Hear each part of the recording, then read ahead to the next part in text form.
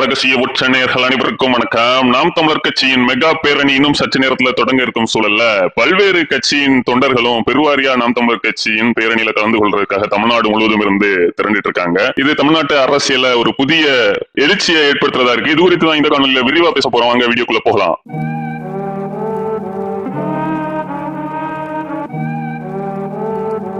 தமிழ்நாட்டு அரசியல் களத்துல ஒரு தனித்துவமான அரசியலை நாங்க பேசுறோம் அப்படிங்கறதோட நின்றாம அந்த அரசியலுக்கு ஒரு உயிரை கொடுக்கக்கூடிய வழிமுறையை நாம் தமிழர் கட்சி மட்டும்தான் செய்துட்டு வர்றாங்க.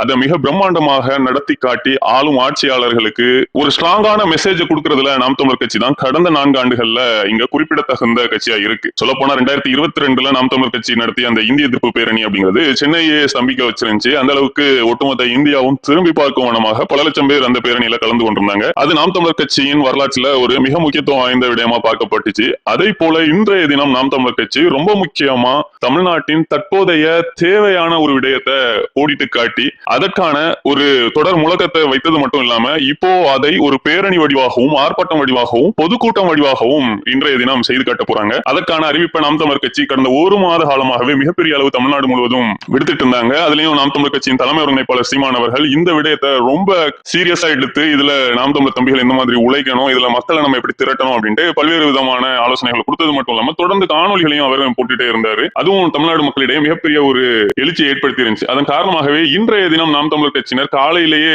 பல லட்சம் பேர் சென்னைக்குள்ள வந்துட்டாங்க அப்படிங்கிற தகவலை நம்ம சொல்லியிருந்தோம். இப்பவும் பக்கத்தில் இருக்கக்கூடிய மாவட்டத்தினர் பேருந்துகள்லையும் மகிழுந்துகள்லையும் வந்துட்டு இருக்காங்க. அது மட்டும் இல்லாம பொது போக்குவரத்தை பயன்படுத்தியும் வந்துட்டு இருக்கிறதையும் பார்க்க முடியுது. தமிழர் தலைவர்கள் இதில் பங்கேற்பவர்கள் அனைவருமே சென்னைக்கு நேற்றே வந்து சேர்ந்துட்டாங்க அப்படிங்கிற தகவலும் வருது. இதை தாண்டி நாம் தமிழர் கட்சி நடத்தக்கூடிய இந்த பேரணி அப்படிங்கிறது சரியா 4 மணிக்கு தொடங்கும் அப்படிங்கிற ஒரு அறிவிப்பை வெளியிட்டிருக்காங்க. ஆனா இன்னும் மேடை அமைக்கும் பணி நடந்து கொண்டிருக்கும் சூழல எப்படியும் ஒரு 4:30-5 மணிக்கு தொடங்கும் அப்படின்னு சொல்லப்படுது. இருந்தாலும் இது ஒரு மாசான பேரணியாக இருக்கும். தமிழ்நாடு இதுவரை பார்த்திராத ஒரு மிக பிரம்மாண்டமான பேரணியாக அவர்கள் வைத்திருக்கக்கூடிய அந்த கருப்பொருளான சாதிவாரி கணக்கெடுப்பு மற்றும் பஞ்சமர் நில மீட்பு அப்படிங்கிற ஒரு முழக்கத்தை தமிழ்நாட்டை தாண்டியும் எதிரொலிக்கும் வண்ணமாக மிக பிரம்மாண்டமாக இருக்க போகுது. ஏன்னா நாம் தமிழர் கட்சியின் கேடஸை தாண்டி இதில் பல்வேறு தமிழ் தலைவர்கள் கலந்து கொள்ள போறாங்க. அவர்களுடைய கேடஸும் வருவாங்க. அவை அனைத்தையும் தாண்டி கட்சி பாகுபாடு இல்லாம பாமக, விசிக போன்ற கட்சிகளின் தொண்டர்களும் பெருமளவு இன்றைய தினம் குவிவாங்க அப்படிங்கிற ஒரு தகவலும் வந்துட்டு இருக்கு. இவை அனைத்தையுமே கூட்டி கழித்து பார்க்கும்போது நிச்சயமாக 5 லட்சத்துக்கும் அதிகமானவர் இன்றைய தினம் திருப்பூர்ல கூடிடுவாங்க அப்படின்னு சொல்லப்படுது. இது ஒரு பிரம்மாண்டமான பேரணியாக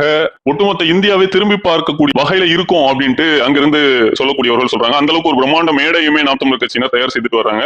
சோ இந்த நிகழ்வு அப்படிங்கிறது ஒரு சரித்திர சாதனையாகவும் மாறும். தமிழ்நாட்டு அரசியல் களத்தின் போக்கையே வேறு விதமாக திசை மாற்றக்கூடிய அளவுக்கு வல்லமையான ஒரு நிகழ்வாகவும் இருக்கும் அப்படிங்கிறது தான் அரசியல் வல்லுநர்கள் சொல்லக்கூடிய செய்தியா இருக்கு. வணக்கம்.